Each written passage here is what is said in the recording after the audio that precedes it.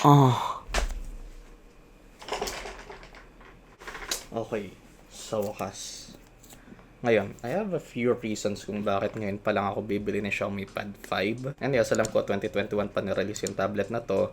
Pero considering na wala akong idea kung kailan officially i-release yung Xiaomi Pad 6 dito sa Pilipinas is dito muna nga ako, and nagkataon is nag-sale nga to.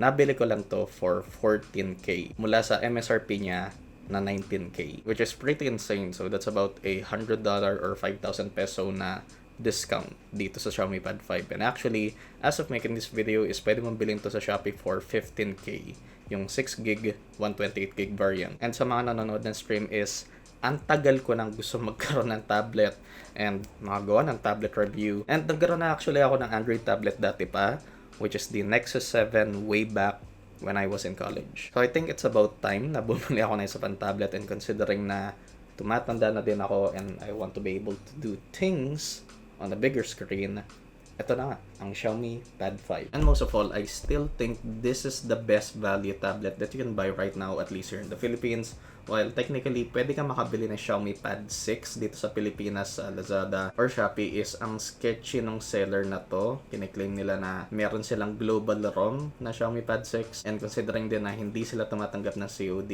is huge risk yun. So until na officially ma-release dito yung Xiaomi Pad 6 sa Pilipinas, eto muna nga, ang best value tablet na pwede mong bilhin ngayon. And basically, yung tablet na to is parang pinalaki lang na Poco X3 Pro. So, same internals, Snapdragon 860, which should be able to run Genshin Impact without any problems, even though it is running on a significantly larger 11-inch IPS LCD 120Hz display. So, yung resolution nga neto is 2560 by 1600. UFS 3.1 storage. Yung camera is something na won't really talk about much siguro since it's a camera on a tablet. We have quad speakers here, which is very nice. Actually, ilang beses ko nang na-try to sa mall, and ngayon ko pa lang talaga ma-appreciate yung speakers neto. 8720 mAh battery and 33 watts of fast charging. So, yun yung nasa box with Dolby Vision Atmos. Tapos, ang nasa akin nga is yung pearl white color option, 6GB of memory with 128GB of storage, which honestly,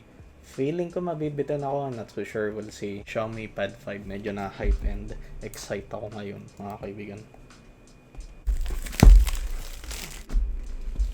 And sa wakas, magagamit ko na din yung case na binili ko para dito, which na-receive ko mga 2-3 weeks ago pa ata. And originally, ang bala kong bilhin na tablet talaga is yung Tab S8 Plus.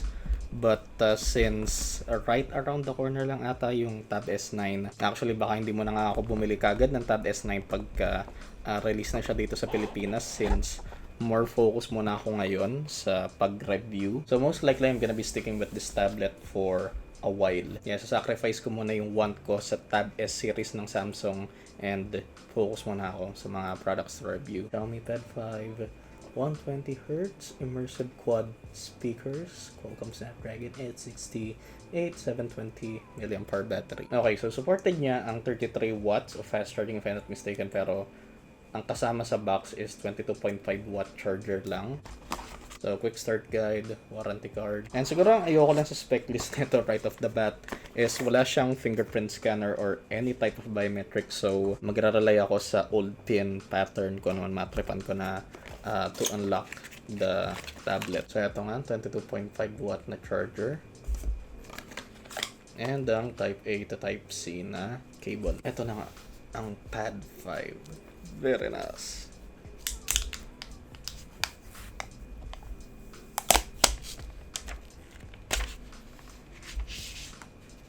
Ang ganda. So, ang sabi ng Xiaomi is plastic back daw to, pero not gonna lie, mukhang glass siya. And ang gusto ko ginawa nilang frosted or matte finish yung likod nito. So, very nice. Very simplistic lang yung design. Ito yung 13 megapixel sensor. Dual LED flash ata to. Yeah, AI camera nakalagay.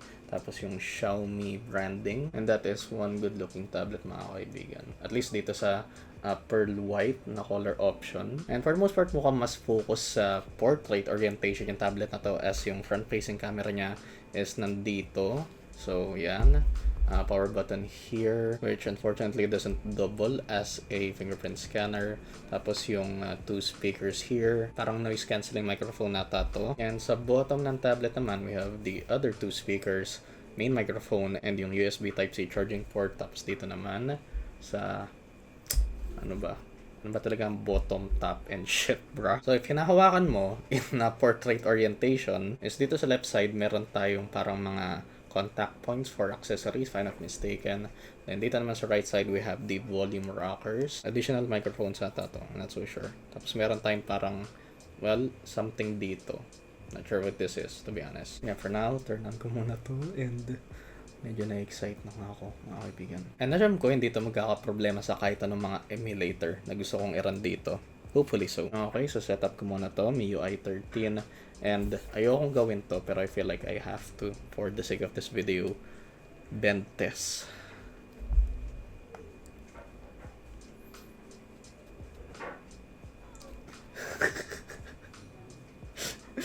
Ina.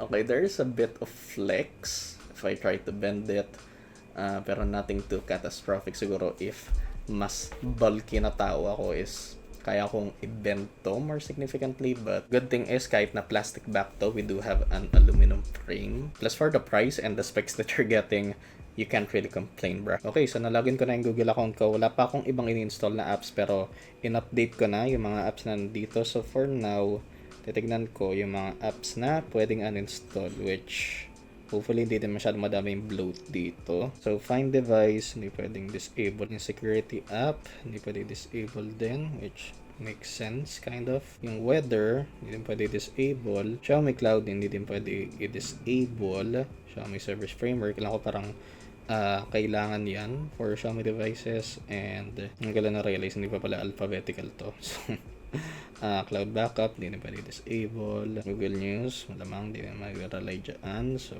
install. And if I'm not mistaken naman is most or all of the Google apps is pwede mo naman i-uninstall. Mi account, malamang. Yeah.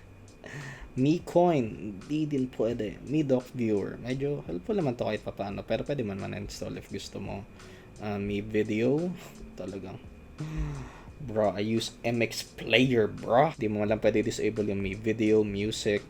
Di din pwede. Notes, gamit ka naman. Keep Notes, di din pwede. Quick App Service Framework, not sure about this. Hindi naman pwede uninstall or disable. And yeah, pretty much yun lang. Pwede. PS Office, helpful naman pero pwede mo uninstall. So yeah, as always, most na mga Mi apps is hindi mo pwedeng kahit i-disable. So yeah, yun nga. Pero so far, first impressions is the screen gets really bright, not sure under direct sunlight. Of course, tinest ko pa yun extensively. And very nice naman for an IPS LCD display. Hindi naman mukhang washed out yung colors or what. And of course, combined with that 120Hz display, it's very nice and smooth. Obviously, hindi ko mapapakita dito sa video since 30fps lang yung video na to. And actually, ngayon, meron tong software update pero tsaka ako na-update yun off cam and sa full review ko neto. And sige na, since parang requirement to, quick camera test tayo. So, first is yung main 13 megapixel sensor. Quick selfie na din, of course. And one noteworthy thing here is hindi nag-disappoint yung speakers. Like, pwede mo itong gawin parang mini boombox. Daki. Nandaki?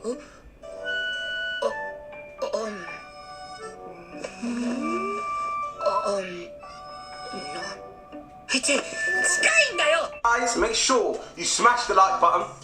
Oh, you saw me there, didn't you? I forgot you had the sixth sense. Ever do that again, I'm gonna kill you. Yeah, I don't know. Mukhang hindi ko na kakailangan yung tab series ng Samsung. I'm not so sure. This is already an insane tablet, regardless of the price. But for now, ang pinakamahalaga na Genshin test. So, download ko muna nga. Okay, so quick update lang. So, I've been downloading Genshin for quite a while now, which is good naman talaga. Kahit ganong kabilis ang internet nyo is this is gonna take forever. So far, ang pinaka-hottest temp na nakukuha ko dito is around 34 dito sa harap. Tapos dito sa likod naman is around 35 to 36, which is excellent. So, very, very nice so far. And ewan ko kung ako lang to. Siguro ito yung first time na nag-complain ako sa parang masyadong manipis yung side bezels niya. So, maganda naman dito is pantay sila all around the corners. Pero, like the bezel that you need to hold on to since this is a tablet is, ewan ko, parang masyadong manipis ata. Just a bit lang naman. And ito talaga ako mag-get over pa din hanggang ngayon. That's really good quality speakers, bro. And after 30 or so minutes is pretty much the same pa din yung temps niya. Yep, very nice so far. At nagbabalik na po tayo mga kaibigan. So I've been running Genshin Impact for quite a while now. So currently, nakaset to sa highest graphic settings, 60 FPS, motion blur turned off. And for the most part, smooth naman siya. Although there are more frequent stutters here since this is a Snapdragon 860 driving a much larger 11-inch display. And for the most part, perfectly playable. Again, yun nga lang yung mga frequent stutters which hindi man talaga maiiwasan at this screen size din.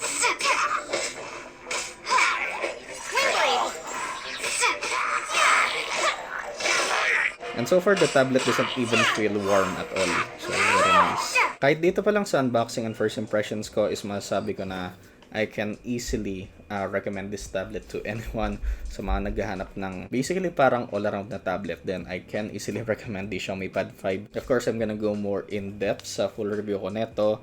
But yeah, so far this is an insane tablet for the price. Dun pa lang sa Snapdragon 860 with a 120Hz display, you're already getting your money's worth. And last but not the least is makita to with this case on. So, if I'm not mistaken, yung pronunciation nata dito is Xiaomi.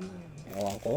Dati kasi nagtanong ako sa SM ng mga case neto and yun yung pag-pronounce ni ate, Xiaomi. And of course, pupunasan ko yung tablet para sure na walang iipit na dust or shit na pwedeng mag-leave ng permanent mark dito sa likod, lalo na na plastic back lang to. And yeah, yan nga yung itsura niya. Tapos maganda dito is may kickstand siya. So, very nice.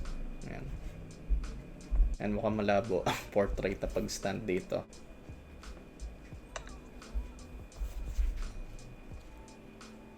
And yeah, so far wala naman ang complaints dito aside from the fact na they couldn't put a fingerprint scanner dito sa power button, but oh well. And hindi actually ako sure kung ano expect ko sa battery nito. So again, this is an 8720 mAh battery. So assume ko 8 hours of screen on time easily. But yeah, that's gonna do it for now.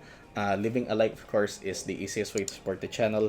Consider subscribing if you like my content and turn on notification for all so you'll be updated on my latest videos. Stay tuned din, of course, para sa full review ko neto. And yeah, thanks for watching and I'll see you guys in the next one. Peace. Flip a bag, now I'm serving a Tesla. Going back, shawty with me, I stepped up. GTA for the ops, ain't no less stuff. Shawty born to be my angel, yeah, I'm blessed up. Cooking right up in the stew, got a cheddar